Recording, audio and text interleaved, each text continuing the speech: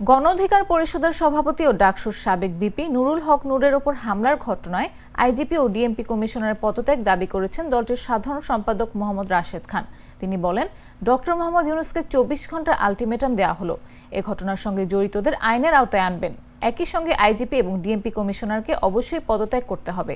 শুক্রবার দিনগত রাত 1:45টার দিকে ঢাকা মেডিকেল কলেজ হাসপাতালে সাংবাদিকদের এসব কথা বলেন তিনি বলেন, যারা এই ঘটনার সঙ্গে জড়িত তাদের অবশ্যই আইনের আওতায় আনতে হবে। এই হামলা ট্রায়াল, পরবর্তী সময় অন্য দলের উপর এই হামলা ঘটতে পারে। প্রাণ চিনি কুড়া চাল,